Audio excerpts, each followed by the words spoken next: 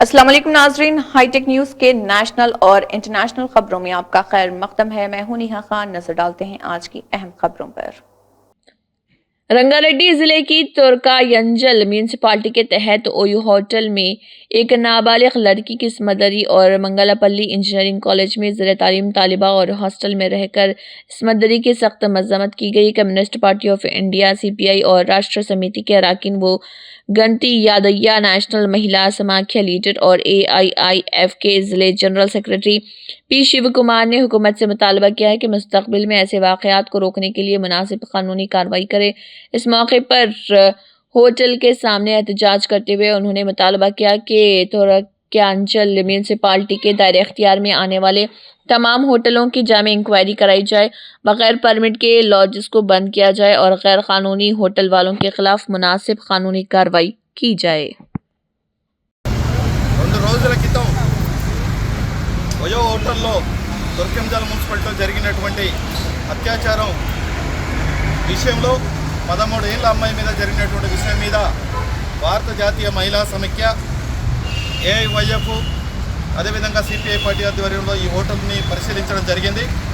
ఇక్కడ చూస్తే ఈ హోటల్కు సంబంధించినటువంటిది ఇల్లుకు సంబంధించినటువంటి చూస్తే రెసిడెన్షియల్ ఇల్లు. ఇది అనేక రెసిడెన్షియల్ ఇళ్లకు కూడా వయో హోటల్ పేరు మీద పెద్ద ఎత్తున పర్మిషన్లు ఇచ్చి అక్రమ అసాంఘిక కార్యకలాపాలకు నిలవుగా మారుతోంది. ఇది తుర్కంజల్ మున్సిపాలిటీ తీవ్రమైనటువంటి నిర్లక్ష్యం ప్రదర్శించడం కాదు, మున్సిపాలిటీ అధికారులు పెద్ద ఎత్తున వీళ్ళతో కొల్లుడై ఆ రకమైనటువంటి అసాంఘిక కార్యకలాపాలకి నేరాలకి కారణమవుతూ ఉన్నారు. పోలీసు నిఘా కూడా పెంచవలసింది. అన్ని రకాల చర్యలు ఈ వయో హోటల్ మీద లాడ్జ్ మీద అన్ని రకాలైన క్రిమినల్ చర్యలు తీసుకోవాలి. అదేవిధంగా ఇప్పుడు జరుగుతున్నటువంటి లాడ్జీలు వయో హోటల్ పేరుతో జరుగుతున్నాయి, కానీ ఇతర లాడ్జీల్లో కానీ ఎలాంటి పర్మిషన్లు ఉన్నాయి, ఎలాంటి అనుమతులు ఉన్నాయి, వీటన్నిటి మీద కూడా నిఘా పెంచవలసి అవసరం ఉంది. వీటన్నిటిని పరిశీలించి అలాంటి పర్మిషన్ లేనటువంటి వాళ్ళ యాజమాన్యాల మీద క్రిమినల్ చర్యలు ఇమీడియట్గా తీసుకోవాలనేది CPI పార్టీగా డిమాండ్ చేస్తూ ఉన్నాం. అదేవిధంగా మహిళల పైన అమ్మాయి పైన 13 ఏళ్ల అమ్మాయి పైన అత్యాచారం చేసినటువంటి నిందితుడిని కఠినంగా శిక్షించాలి. మంగళపల్లిలో జరిగినటువంటి ఇంజనీరింగ్ విద్యార్థి పైన 18 ఏళ్ల అమ్మాయి పైన జరిగినటువంటి అత్యాచారాన్ని కూడా తీవ్రంగా ఖండిస్తున్నాం.